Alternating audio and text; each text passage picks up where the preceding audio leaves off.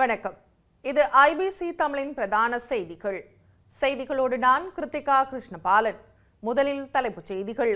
நாட்டில் எரிவாயு தட்டுப்பாடு ஏற்படாது, அமைச்சர் விஜித ஹேரத் உறுதி. யாழ் கொழும்பு தொடருந்து சேவை குறித்து வெளியான அறிவிப்பு. அனர்த்த முன்னாயத்தமின்மை, பாராளுமன்ற தெரிவுக்குழு கோரல். அவசரமாக தரையிறக்கப்பட்ட ஏர் இந்தியா விமானம், தெய்வாதீனமாக உயிர் தப்பிய பயணிகள். 70 மில்லியன் ரூபாய் மோசடி குற்றச்சாட்டு. நாமலுக்கு எதிரான கிரிஷ் வழக்கு ஒத்திவைப்பு. மஹிந்தவின் வழியில் நகர்கிறாரா ஜனாதிபதி அனுர. ஸ்ரீலங்காவின் பாதுகாப்பு படைகளை கடுமையாக சாடிய ஸ்ரீதரன். தமிழக முதலமைச்சரை சந்தித்த தமிழ் தேசிய பேரவை. தொடர்பென விரிவான செய்திகள்.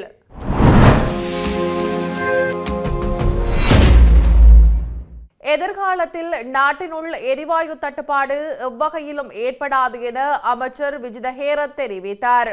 இன்று நடைபெற்ற விசேட பாராளுமன்ற அமர்வில் கலந்து கொண்டு உரையாற்றும் போது அவர் இதனை கூறினார். எதிர்க்கட்சியினர் சமூகத்தின் மத்தியில் தேவையற்ற அச்சத்தை ஏற்படுத்த முயற்சிப்பதாகவும் அவர் குறிப்பிட்டார்.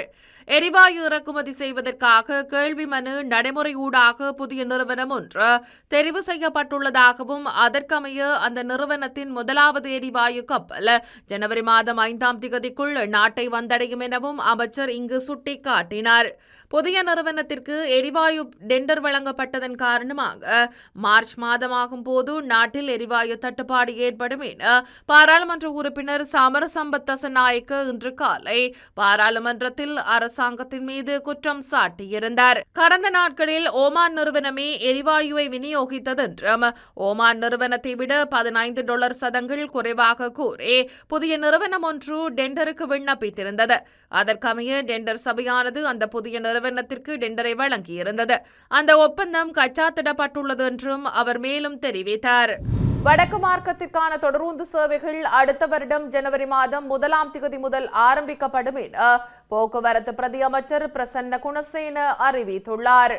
நாட்டின் பல்வேறு பகுதிகளில் சீரற்ற வானிலை காரணமாக பாதிக்கப்பட்டிருந்த தொடருந்து சேவைகளை மீண்டும் ஆரம்பிப்பது தொடர்பான கால அட்டவணையை பிரதி அமைச்சர் இன்று நாடாளுமன்றத்தில் தெரிவித்த போது இவ்வாறு குறிப்பிட்டுள்ளார்.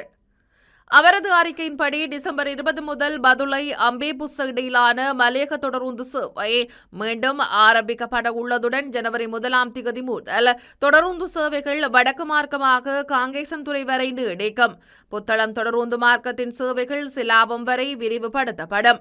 மட்டக்களப்பு தொடருந்து மார்க்கம் முழுமையாக திறக்கப்பட்டு தொடருந்து சேவைகள் வளமைக்கு திரும்பும் என்றும் பிப்ரவரி 1ஆம் தேதி முதல் மன்னார் மற்றும் தலைமன்னார் நோக்கிய தொடருந்து சேவைகள் முழுமையாக இயங்கும் எனவும் அறிவிக்கப்பட்டுள்ளது.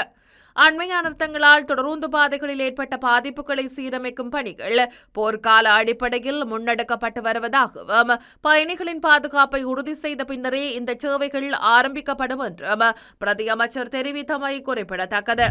அனர்த்த நிலைமைகளுக்கு முன்னாயத்தமில்லாமை குறித்து முழுமையான ஆய்வுக்காக பாராளுமன்ற தெரிவுக்குழு ஒன்றை நியமிப்பதற்கு எதிர்க்கட்சி தலைவர் சஜித் பிரேமதாச உள்ளிட்ட 25 பாராளுமன்ற உறுப்பினர்களின் கையொப்பத்துடனான பிரேரணி ஒன்று சபாநாயகர் ஜெகத் விக்ரமரத்னவிடம் கையளிக்கப்பட்டுள்ளது. கையளிக்கப்பட்டுள்ள அந்த கடிதத்தில் இலங்கை வரலாற்றின் மிக மோசமான துயரமாக கருதப்படும் டெத்வா புயலினால் ஏற்பட்ட உயிரிழப்புகள், சொத்து சேதங்கள் மற்றும் மக்களுக்கு ஏற்பட்டுள்ள பாதிப்புகள் இதுவரை மதிப்பிடப்படவில்லை என குறிப்பிடப்பட்டுள்ளது. எனவே இந்த பேரழிவை தடுக்க நடவடிக்கை எடுக்காமை தொடர்பில் முழுமையான ஆய்வு செய்து அறிக்கை ஒன்றை தயாரிப்பதற்காக பாராளுமன்ற தெரிவுக்குழு ஒன்றை நியமிக்க நடவடிக்கை எடுக்குமாறு அந்த கடிதத்தின் மூலம் சபாநாயகரிடம் கோரிக்கை விடுக்கப்பட்டுள்ளது. இந்தியா கேரளாவுக்கு புறப்பட்ட ஏர் இந்தியா விமானத்தை அவசரமாக கொச்சி விமான நிலையத்தில் தரையிறக்கியது தகவல் வெளியாகியுள்ளது. கேரளாவுக்கு புறப்பட்ட ஏர் இந்தியா விமானம் ஜெட்டா விமான நிலையத்திலிருந்து கோழிக்கோடுக்கு வந்தபோது இன்று காலை தரையிறங்கும் கியரில் தொழில்நுட்ப கோளாறு ஏற்பட்டது. விமானி இந்த துரித கோளாற்றை கண்டறிந்து விமான நிலைய ஆணையகத்திற்கு தகவல் அளித்தார்.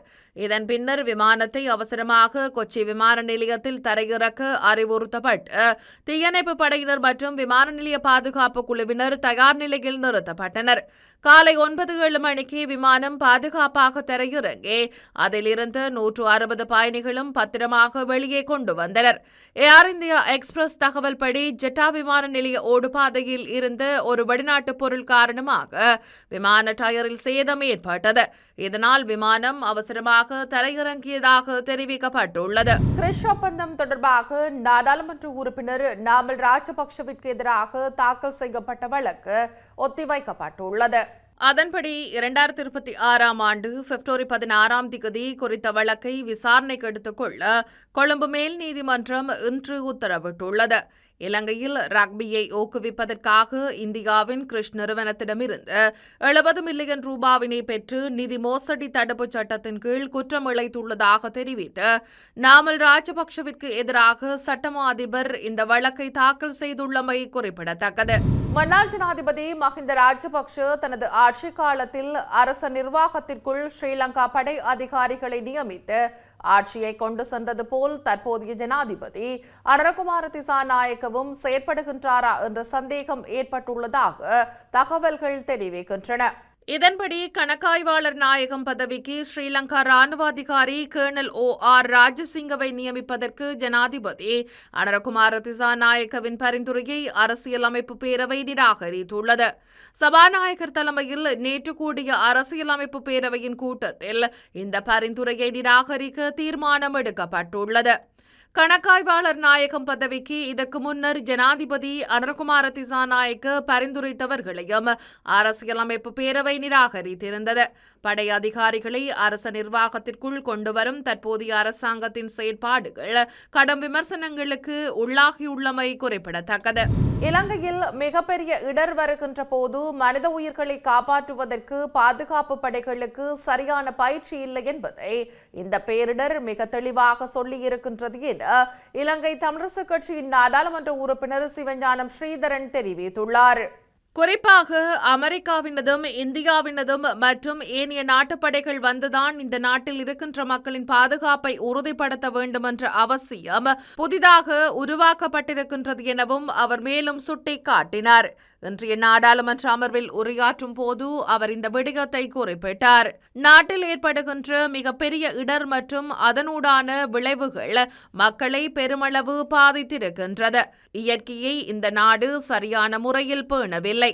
இயற்கைக்கான பாதுகாப்புகளையும் முன்னறிவிப்புகளையும் இந்த நாட்டினுடைய தலைவர்கள் கடந்த காலங்களில் மேற்கொள்ளாமையும் தற்கால அரசாங்கம் முன்னேற்பாடுகளை மேற்கொள்ளாமையும் இந்த அனர்த்தத்திற்கு காரணமாகும்.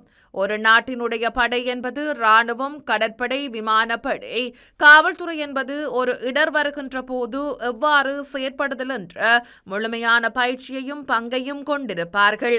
ஆனால் இந்த நாட்டில் அவர்கள் செயற்பட்டிருந்தாலும் கூட அந்த செயற்பாட்டிற்குரிய திறன் அவர்களுக்கு வழங்கப்படவில்லை என்பதை தெளிவுபடுத்தியிருக்கின்றதென்றும் அவர் தெரிவித்தார். யாழ்ப்பாணத்திலிருந்து தமிழகம் சென்று தமிழ் தேசியம் சார்ந்த கட்சிகளின் பிரமுகர்கள் இன்றைய தினம் தமிழக முதலமைச்சர் மு.க. ஸ்டாலினை சந்தித்துள்ளனர். குறித்த விடயத்தை தமிழ் தேசிய மக்கள் முன்னணியின் ஊடக பேச்சாளர் கனகரத்னம் சுஹாஸ் தெரிவித்துள்ளார். ஸ்ரீலங்காவில் நிறைவேற்றப்பட உள்ள ஈழத்தமிழர்களின் நலன்களுக்கு எதிரான ஏக்கிய ராஜ்ய அரசியலமைப்பை தடுத்து நிறுத்துவதற்காக இந்திய அரசினூடாக அழுத்தங்களை வழங்க வேண்டும் என்று தமிழக முதலமைச்சரிடம் வலியுறுத்தினோம். ஈழத்தமிழ் கடற்தொழிலாளர்களின் அவலங்களுக்கு முற்றுப்புள்ளி வைக்க வேண்டும் என்று அவரிடம் கோரினோம். எம்மால் கையளிக்கப்பட்ட அறிக்கையை விரைவில் மக்களுக்கு பகிரங்கப்படுத்துவோம் என்றும் சந்திப்புகள் தொடரும் எனவும் அவர் குறிப்பிட்டுள்ளார். செய்திகளின் நிறைவாக மீண்டும் தலைப்புச் செய்திகள். நாட்டில் எரிவாயு தட்டுப்பாடு ஏற்படாது, அமைச்சர் விஜித ஹேரத் உறுதி. யாழ் கொழும்பு தொடருந்து சேவை குறித்து வெளியான அறிவிப்பு. அனர்த்த முன்னாயத்தமின்மை, பாராளுமன்ற தெரிவுக்குழு கோரல். அவசரமாக தரையிறக்கப்பட்ட ஏர் இந்தியா விமானம், தெய்வாதீனமாக உயிர் தப்பிய பயணிகள். 70 மில்லியன் ரூபாய் மோசடி குற்றச்சாட்டு. நாமலுக்கு எதிரான கிறிஸ் வழக்கு ஒத்திவைப்பு. மஹிந்தவின் வழியில் நகர்கிறாரா ஜனாதிபதி அனுர. ஸ்ரீலங்காவின் பாதுகாப்பு படைகளை கடுமையாக சாடிய ஸ்ரீதரன். தமிழக முதலமைச்சரை சந்தித்த தமிழ் தேசிய பேரவை. இத்துடன் IBC தமிழின் பிரதான செய்திகள் நிறைவு பெற்றன. செய்திகளை உடனுக்குடன் அறிந்து கொள்ள IBC தமிழ் நியூஸ் என்ற யூடியூப் பக்கத்தினூடாக இணைந்திருங்கள். வணக்கம்.